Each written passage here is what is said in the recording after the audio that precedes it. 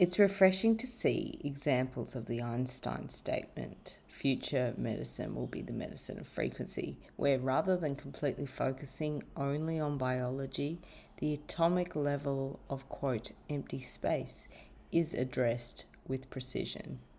If we connect a bit more, I think, to the etheric body, we really understand the root causes of a lot of our ailments. Welcome to the Frequency Files. Thanks for joining us as we explore the vibrations, forms, and creations and mechanisms behind them that inform the nature of existence. Tiffany Lacey is a certified Prana healer and Pranic Healing instructor with nearly a decade of experience in energy healing and meditation.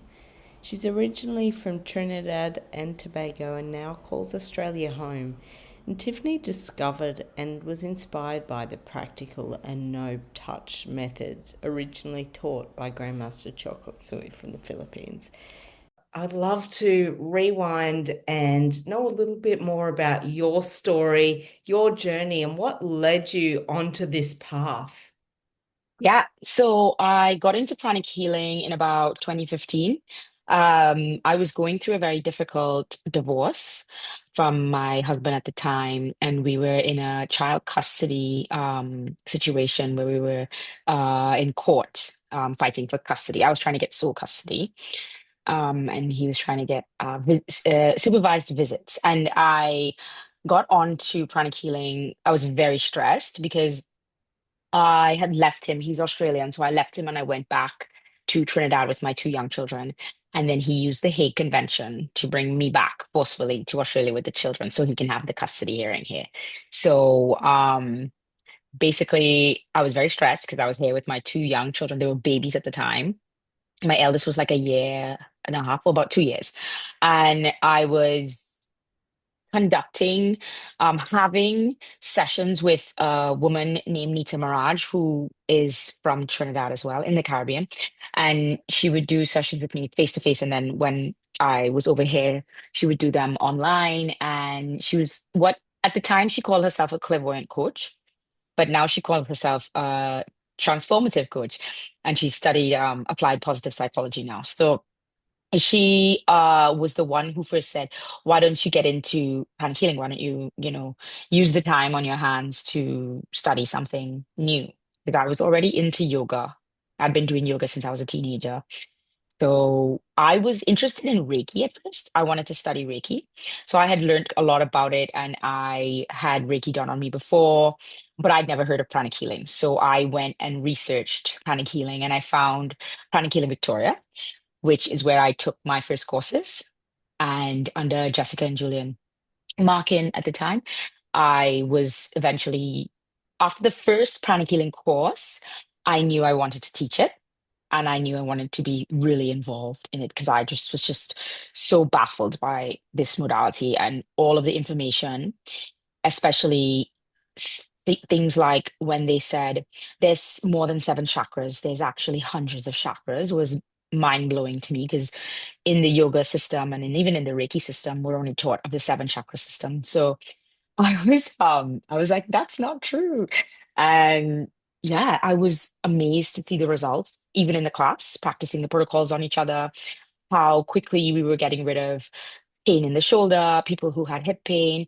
I remember in the class I had a headache, and the lady did the headache protocol on me, which is pretty fast. And in about 20 minutes, my headache was gone, which was quite amazing for me.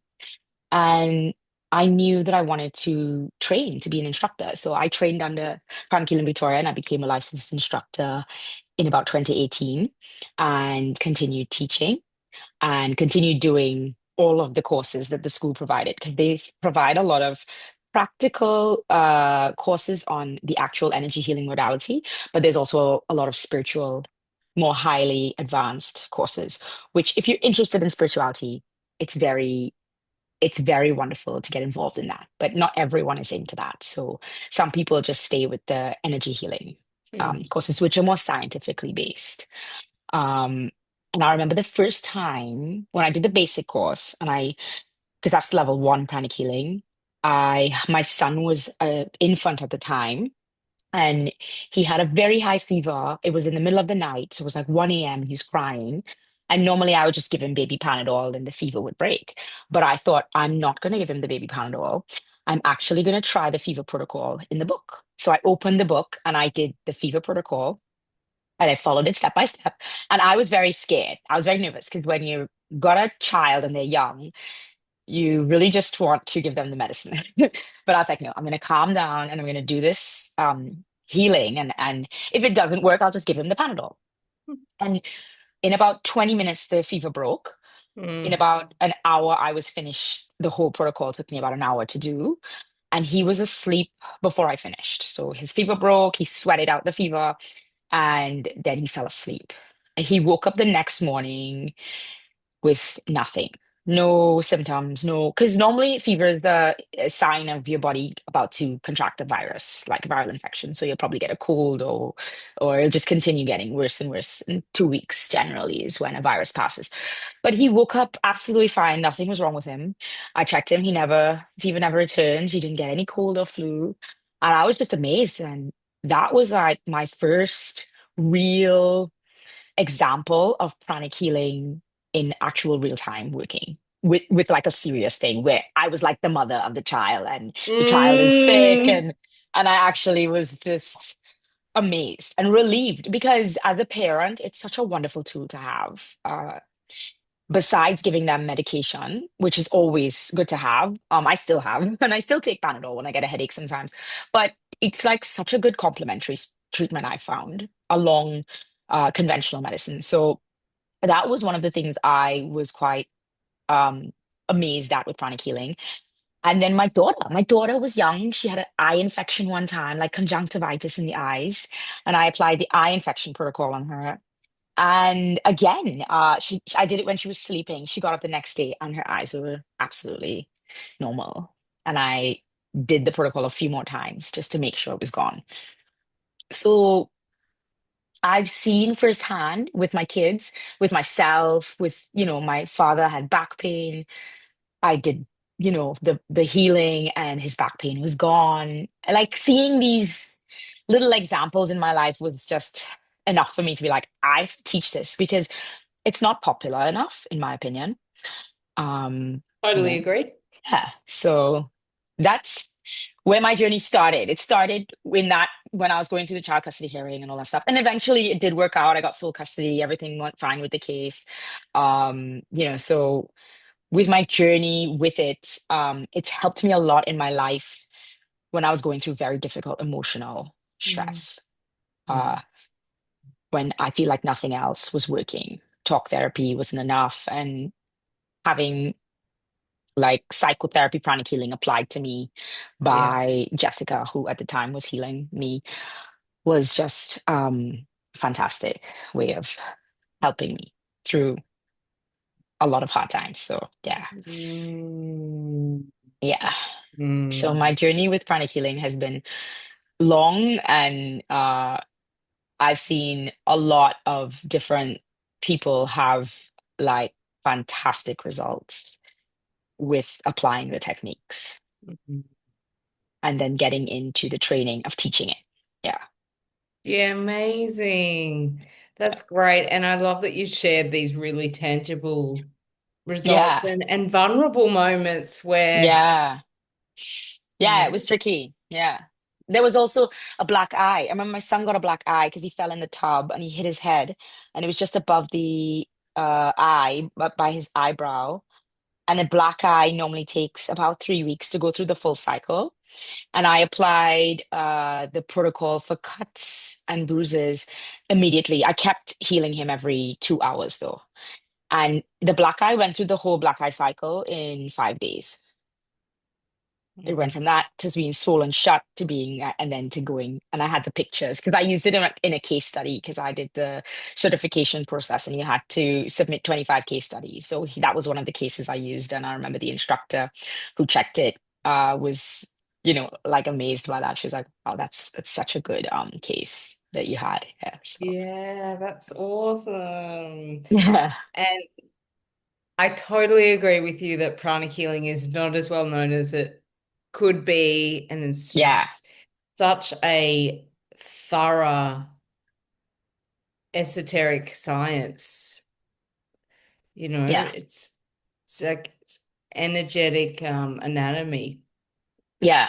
Learning about the energy body, learning about the etheric body, I think is so essential right now for us, because we are very associated with the physical body. We're very identified with the physical body.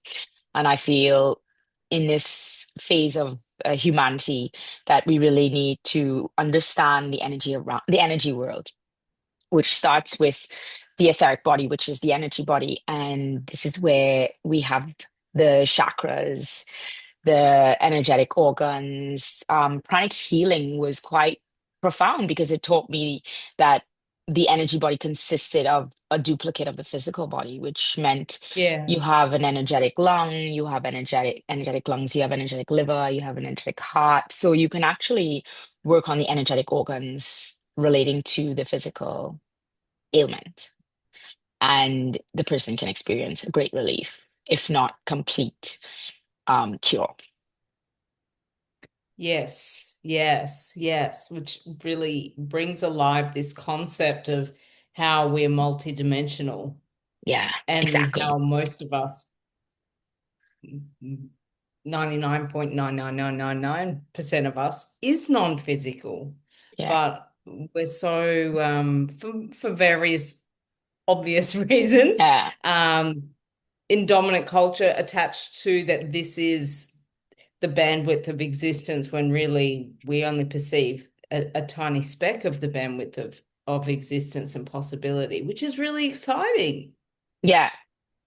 Yeah, it's pretty amazing because we're very connected to the physical body, but if we connect a bit more, I think, to the etheric body, we really understand the root causes of a lot of our ailments and our issues in life because we go through a lot of pain, sometimes emotional stress. I think mental illness is a huge thing in Australia. I mean, globally right now, especially Mm, with younger people. And mm, a lot of these mental illnesses, the pranic healing psychotherapy course is just amazing because it teaches you where they come from and how they start and how you can actually eradicate them. So I find I found that course particularly fascinating when I took it. And I think when people reach that's level three, when they reach that stage, they're just kind of, I think everyone is a bit like, wow, I didn't realize that basically most of the things happening to us are like a result of our repetitive speech or even our thought patterns, that we keep, you know, our self-talk, what we keep telling ourselves, what we keep repeating mentally kind of causes an illness inside of us or an ailment or a mm, blockage. So mm, that the physical body becomes either physically sick or mentally or emotionally blocked or sick. So mm, those things were very fascinating to me, and using them even in my own personal life when I was going through very difficult times was it was applying the techniques was very helpful to me. So mm, yeah, mm, mm. Has it influenced the way that you live as well? The way you yes, live, the way you move, yeah, way you maybe relate to others or look yeah. after yourself? It's definitely changed the way I live. I was very, I think, very negative and very putting myself in a victim role a lot. Like, why? Oh, why is this happening to me? And oh, everything is happening to me. And pranic healing kind of opened my eyes, especially the spiritual aspect of like Arhatic yoga, which is the spiritual practice you do daily, of assessing, kind of taking control of your life and saying, oh, actually, um, you know, most of the things are a result of my own um, patterns and my own um, outlook on life. And it's changed a lot for me because now when something happens, I sit down like, oh, well, what did I do to cause this? Or how did what was my role? How did I kind of draw this into my life? And what's the reason that that I brought this particular incident into my life or situation, and what is it trying to teach me? Instead of, before I would be like, oh, you know, I can't believe this is happening to me. What am I gonna do? My life is over. And I would get very stressed about little things. And now I've learned much better tools to handle stress, much more control over my emotions. I would fly to anger very quickly and irritability, where I feel like Mm, now I have more control over that. I mean, I still get angry, of course, but I feel like now I can understand why the emotions are happening and maybe break the pattern before it gets to be destructive, self-destructive, or even destructive to someone else. So mm, kind of being a bit more observant of my life, approaching my life from an observer perspective instead of a victimized perspective, which I feel a lot of people, especially clients, as you go along and you start healing people privately and you start to see clients, um, when you listen to their conversations or when they're telling you what their problems are, you'll notice a pattern of people being like, well, this is happening to me, and that like life is happening to me, not for me. And a lot of people, even myself, because this is how I can still be like this as well, get really down and out about something and not really even see the opportunities that it's opening up for me. So kind of seeing life differently. And even if I don't see it right away, definitely gradually processing something to the point where I'm like, okay, well, obviously this is happening for a reason. So let's try to like unpack and figure it out instead of just going straight in with all these erratic emotions. Because I feel like everybody's very emotional and very emotionally charged. And if we just, try to pause for a bit before we get crazy emotional, we can definitely handle life better and mm, have a better experience for our loved ones as well, in life and even as parents, especially. I always approach it from a parental view because I'm raising children, and a lot of the people that I see and that I teach in the classes as well are parents. So um the biggest role I think in society is one of the parental roles, teacher roles, things like that, because mm, raising the future generations is absolutely. kind of where we need to focus our attention. What the world will be like depends on what the children of today are kind of doing and what they're like and how they're behaving. Their level of consciousness equates to the future consciousness of Yeah. the whole world. So I feel like the children really hold the future in their hands and what will become of us as a Mm, planet, really. mm, So yeah, I've thought that this is such a wonderful thing. I wish that they taught it in schools. I wish self-awareness was more of like a natural subject in school, even meditation. I mean, it is, and it is becoming more like you're seeing it in the curriculums, mindfulness and stuff. Some schools are even incorporating yoga, which yep. is wonderful. But I feel like it's not enough. It's not approached too seriously or taken as seriously as I feel it should be, in order to regulate our nervous systems and our children. Because the children are they're very emotionally charged, and they've got a lot of uh, suppressed emotions and feelings, and not enough ways to have outlets, or not enough encouragement um, of consciousness, of awareness and consciousness of actions and our environments and stuff.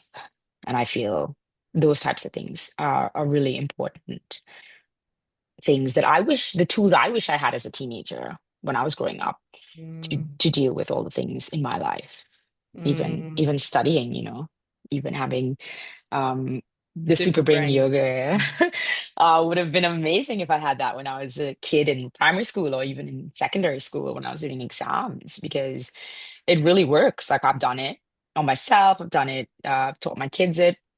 Um, and it's really wonderful because it actually does regulate the sex energy of children, and make them smarter, for more focused, more easy to, they can concentrate for longer periods.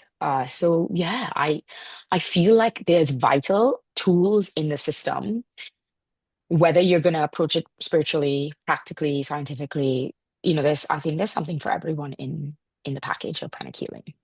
Yeah. Totally agree. Yeah, Yeah. yeah, yeah. It's a very, very thorough system for Yeah. for living, for Yeah. living. Yeah. Yeah.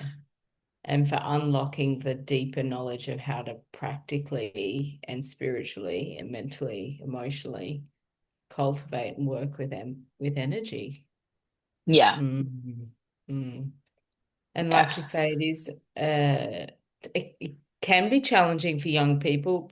There's a lot of overstimulation as well. And Yeah. sometimes, like you said, that emotion or that energy, maybe there haven't been modeled other ways of channeling that or other strategies or resources to direct it so that it can be more productive. I think the nervous system conversation is becoming more prominent, which is Yeah. really good to see. Yeah. Well, it comes from like our parents not really knowing how to handle our emotions and Mm, coming from we model our behavior based on our parents and how they handle stress. So I think mm, we come from a generation where our parents worked a lot and we were at home doing studies, or we were expected to do certain things at certain times, and there wasn't a lot of you know openness in discussions, where there is a lot more openness in discussions about sex, your body, your awareness, your mental conditions, your mental health has become more of a you know, streamlined topic now.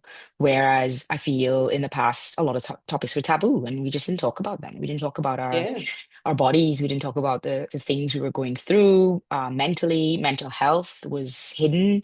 Um, Having mental illness was considered like, oh, it was scornful or scorned. Whereas yeah, now it's yeah, a very normal thing for someone to express. A little like it's becoming so normal that people are just it's gone to the other extreme now. They're just using it as kind of like a crutch or an excuse to um kind of, you know, excuse behavior or something like that. But I feel like it's a good thing that we're getting to the point where we're having open discussions about our emotions and what we're feeling. But we do have to find a balance, and we do have to kind of take responsibility. I think really take responsibility for our actions and our behavior, our emotions. I think definitely. The thing that I really don't like is the cell phones and the excessive amount of digital social media. Just I think it's becoming so chronic and such a huge problem with our kids today. But not just our kids, like adults, it's the same thing, right? The young adults, the older people, everyone's just you go on the train and everyone's like this. You don't really see people having conversations much anymore. yes, Or even watching television, they're on their phones. They're not really watching television. So I feel really learning about meditation and learning about movement, meditation, um, moving meditation is so vital for everyone, younger people, older people.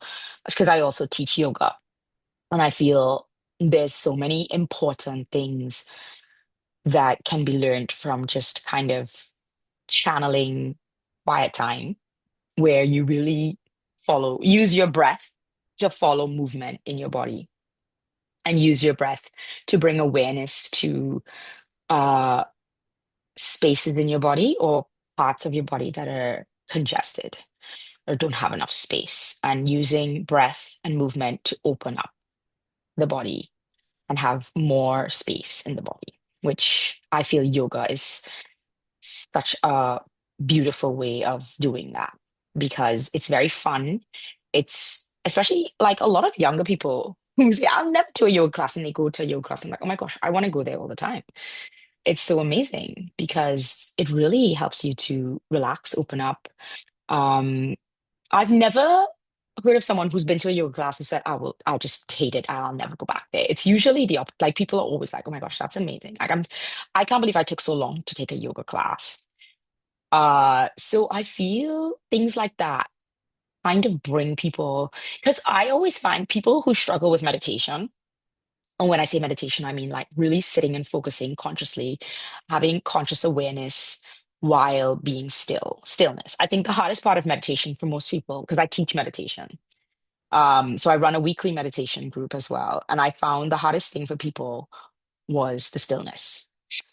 And why is it hard? I think it's uncomfortable for people to sit in silence with themselves because thoughts start to pop up. But when you go beyond the thoughts, because if you keep really sitting in stillness, you'll pass the point of the thoughts popping up and you'll reach the stage where you're like, oh, now I'm just with myself. What do I do? And it can be very confronting and uncomfortable for some people to sit in silence. So a lot of people will tell you, I love meditation. I love guided meditation. I love listening to someone tell me what to do, but I don't want them to stop telling me what to do because then I don't know what to do. So meditation, especially I found with younger people, their brains are so catastrophic and so constantly, like you said, overstimulated that they have a very hard time with silence and no, no noise, no music, no one talking, no one telling you what to do is a hard thing for a lot of people. But I found easing people into that through yoga, because then you're focusing on the body. When you've focused on the body, the physical body, and then you've gone beyond the physical body, now you start focusing on the etheric body, you really start to grasp and understand why or how you can achieve stillness better.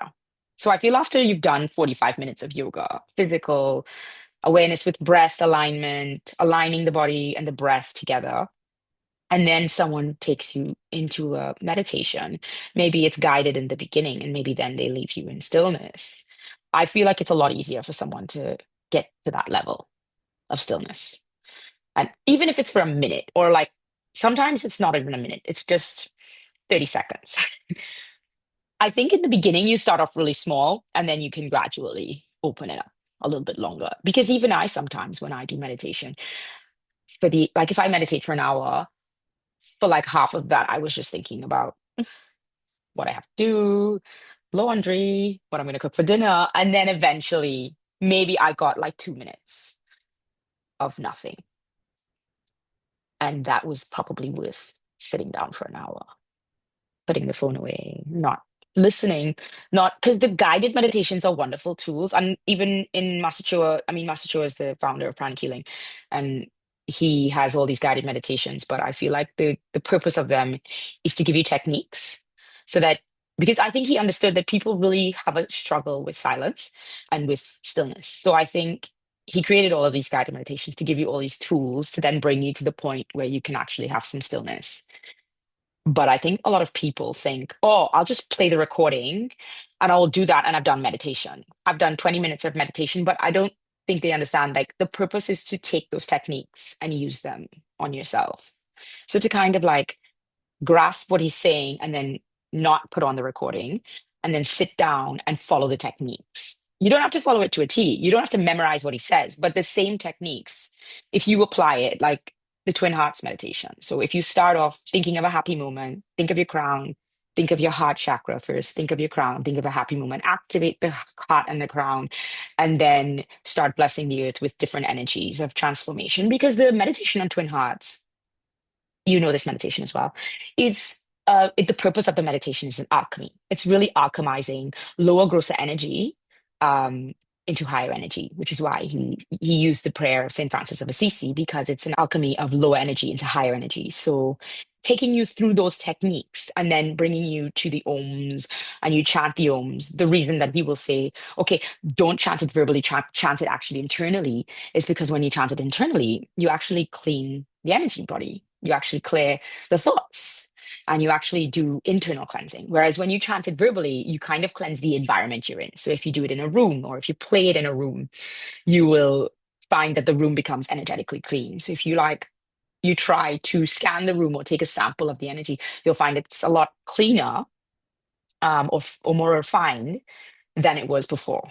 So there are specific words that if we repeat them, it has cleansing effect or a purifying effect on the physical and etheric body. So the purpose of everything he did was to get to the etheric body.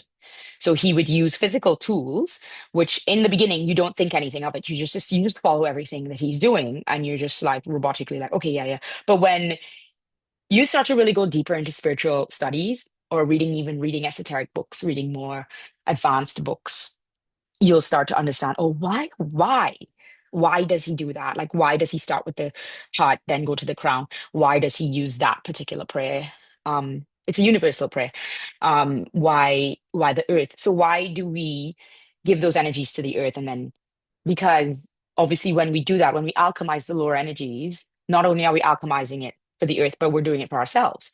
And then once you've done that, you partially clean the body to a certain degree, the etheric body, so that when you actually sit, because the stillness in the actual recorded meditation is about 2 minutes, when you actually sit, you feel you can actually experience possibly illumination or a brief example of illumination or have a spiritual experience because you've partially cleansed the toxic things in the body, the physical body, that kind of prevent you from experiencing your divine self, which is really what we're trying to achieve in meditation, experiencing our true selves, which is our divine selves, not the selves that we take through the world, the physical body, more alignment with the etheric body, which is why the Oms specifically were instructed to be chanted mentally, um, kind of following him, because when he chanted verbally, you can chant it mentally. You can echo.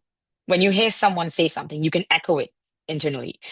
And I found it was so clever, like the way he put together the whole meditation, because step by step, each technique partially did clean the energy body. And if you check the techniques, like if you use scanning, for instance, which we learn in pranic healing, and you watch someone do that meditation, because I remember there was a class Master Danny taught it. It's called High Clairvoyance, and we did it in Brisbane. And they picked me to do the Twin Hearts meditation. So he said, sit in front of the class and do the meditation on Twin Hearts in your head, though. So I had to silently do it in my head. Sit in front of the class, and everyone will look at you against a white background, and we will see if we could see clairvoyantly what happens when you do the Uh-huh. meditation. And I Mm. was like, no, I don't. What if I saw? Because he said I need a volunteer, and I said maybe me. And then he said, oh, you have to say the meditation. I was like, oh my God. So and he's looking at us while we do it and he's like highly clairvoyant. So I'm thinking, God, I better do this thing properly. So I'm like closing my eyes and going through the whole meditation, and the observations of the class after, because obviously I can't see I'm doing it, was amazing. They were seeing so many things happening in the inner aura and then in the chakras. And also, Mm-hmm. there was this one guy in the class who was very clairvoyant. Like he was born psychic. He was born very clairvoyant. So he was seeing all these amazing things. He was just saying, and I was seeing this, and then I was seeing a unicorn, and I was seeing all these colors. And I was just like, what? So it's really fantastic. When you think you're not actually having an experience, your your energy body or your the higher levels of your soul are having experiences. You're just Yes. probably not registering it. And that's the thing, like to register the experiences you're actually having energetically. But I have to say it was a fantastic experience. It was wonderful to do that. And it was kind of amazing to hear the things people were saying. Yeah. That yeah, that very advanced but simple meditation can do for you. And then afterwards he was like, "You did such a good job." I was like, "Oh, thanks." But it's I'm a good really thing. curious with that. Were there people who saw the same things? Everyone saw, some people saw, so the whole group saw the chakras like vibrating and opening and Uh-huh. stuff. And a lot of them saw the health rays. Yeah, okay. A lot of them saw the inner auras expanding. But some of them some of them were seeing different things, yes. So some of them Mm. were seeing like, oh, the chakras, and I was seeing colors on the thing because there was against a white wall. Because in the beginning, when they teach you high clairvoyance, they say stand against a white wall because it's easier to see the stuff. Yeah. And it was very fascinating that um, depending on the advancement of the soul, they were seeing different levels of things, different things. So it was quite wonderful. And I think it's based on the knowledge you gather, as you read more books and you learn more things, you learn more about the energy body, the etheric body, the astral body, you learn about the mental body and the causal body. When you learn more about the different layers of bodies, I think you have more to see. And so you can actually observe or pick up more things than a person who's just knows about one level. I think the more you read, the more you explore, the more you learn, um, definitely the more that you can see spiritually or experience. So the experience was wonderful. And then their experience of what they were seeing while I did it was amazing. Was really amazing. And that was just me sitting down and doing it on my own, no recording. So that just goes to show you how phenomenal it is, but Mm. how transformative it is. And then when they scanned my energy body after the meditation, it was much cleaner. My chakras were bigger, my inner aura was bigger. And in the class, we do this as well. Because when you teach the pranic healing class, you say, okay, scan the inner auras and scan the chakras before someone does this meditation. Then we play the recording, everyone does it, and then they all scan each other after. So they themselves pick up, I can feel it more. A lot of the results from people when they do this is, I can feel the energy now. Where before I wasn't sure if I was feeling it, but now it's like denser, it's stronger. I can actually feel something, pressure or warmth. So there was more perception of energy after doing that meditation, the recording of it. So I believe that all the all the meditations of Master Choa, or all the meditations that he created, were developed with the intention of you eventually learning the techniques and kind of doing them on your own without having to press play on a recording, and kind of finding a space where you can do that by yourself. And then I think you can then have a longer stillness, because the recordings will give you a certain amount of silence, but it's a recording, so it'll go back, right, to the end. But I feel like when you explore meditation more, you want to experience more of the inner world. You want to experience more of who you really are, your divine self. So I feel like when you learn the techniques and then you kind of, okay, I understand what to do now, you can take yourself through it step by step. Then you can actually experience, say you instead of like 5 minutes, you can have like a half an hour of complete divine or spiritual experience, or maybe even an hour, if you've got that much time when no one disturbs you, where you've kind of just experienced your true nature. And the longer and the more you do that every single day, even if you can't do it every day, three to four times a week, uh, the better your life will be. Then you take that experience in everyday life. And then when there's chaos and confusion, which always happens, you're able to center yourself and be like, oh, I actually don't need to go from this to like anger right away. I can probably skip that. Or I can probably handle this situation with more control, more self-control. So I feel like the purpose of meditation is to give you the tools to handle life better, or the chaos of life better. And pranic healing is the first step in meditation. So pranic healing is moving meditation. You're scanning the energy body, you're moving energy around, you're taking out stuff in the body and you're putting it in a bucket. And then you learn to enhancement. That's why the to enhance meditation is taught in the pranic healing level 1 class. But if you do the other levels, you always have to do the meditation. So the purpose of the whole thing is to kind of introduce you to meditation. Because first you start with moving meditation, which is something people can, okay, I can move energy around. And then you realize, oh, I can find stillness now. What's the point? You learn spiritual techniques. So you learn spiritual tools. Then you learn your true nature. You learn who you really are, that you're not a physical body. You're actually a soul, and you're having an experience of being human, being physical. And you're first that energy first, and then the physical after. So when you can grasp those concepts, life does not affect you the same way, you know, or like everything's a phase. And yes, things are bad, but they will get better, So I feel like having the tools and having learned pranic healing, so you always go back and say, okay, I'm so stressed out, I need a healing. And then if you can't do it, like you call one of your friends up, because you have so many pranic healing friends, and you just say, hey, can I come and pay you for to heal? And then you go get a healing. Like the other day, I went to one of my friends and I paid her and I said, can I please have a full body healing? Like, I just feel like I really need stress taken out of me and I'm going through a lot. Then when you come out of that, you're like, oh, I feel good. I feel lighter. The biggest, most common thing I've heard from people after a pranic healing session is I feel lighter. I feel lighter. I feel like a weight's been lifted off of me.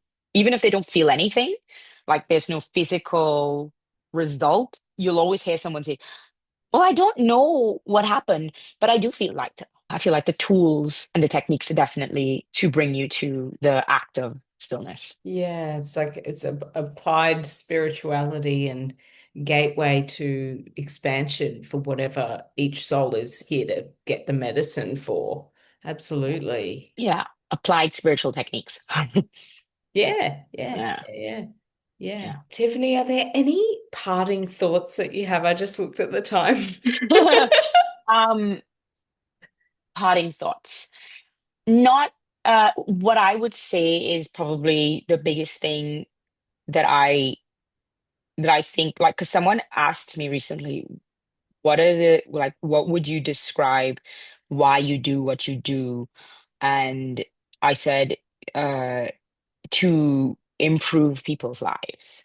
I think Yeah, that was my biggest, even if you don't get fully spiritual or fully into everything, you definitely have something to make your life better without having to take traditional or conventional routes. You've got another option which you can apply alongside something conventional, you know, yeah, like a yeah, cancer people. People who yep, are being treated for cancer, chemo and radiation is very, very stressful, very toxic to the body, very hard for people. And then someone is giving you pranic healing as well, complementary to that. yeah. I've seen people have amazing results or just experience things they never thought possible and have Amazing. a better outlook, better attitude towards Yeah, what's happening to them. yeah, Yeah. yeah. Yeah. Yeah, it's amazing. Full love and respect to the work that you're doing Thank you. and Yeah. the seeds that you're planting Thank in you. passing on this knowledge and wisdom and really practical tools that can give people like embodied experiences. Yeah. My website, if anyone wants to take classes and learn it, pranichealinglife.au. And there's classes coming up in January where we teach people pranic healing. There's a weekly meditation group on Wednesday nights in Hyatt Neighborhood Community House, every Wednesday, 6:30 p.m. Yeah, we've got the weekly meditation group, online yoga, also physical in-person yoga classes, but everything's on the website. Anything that you need to know. Thank you so much, Sarah. It's Oh, been thank you. wonderful. Yes, amazing to chat further and yeah, hear all your awesome stories. And I think that brings things to life for people so much when they can hear those case studies. And Yeah, yeah. And even when they have their own experiences and they tell me, I'm like, wow, it's amazing. absolutely. And the thing I remember when I did Because you've prana. taken the classes. Yeah. Yeah, yeah, Yeah, yeah, yeah, yeah, you know all about it. a long t yeah. Yeah. Uh yeah, I started pranic healing 2010 maybe. Yeah. So well. Yeah. And it drastically shifted my worldview. And I'd already been doing other spiritual things before that, Reiki and other things, which were all fantastic and beautiful and Yep. amazing tools for the toolbox. Um, but one thing to be succinct about it is like you can't unknow it. No. So it really yeah, it's been pretty fundamental for me Yeah. in a lot of areas of informing different ways that I experienced or perceived things, and I'm just incredibly Yeah. grateful.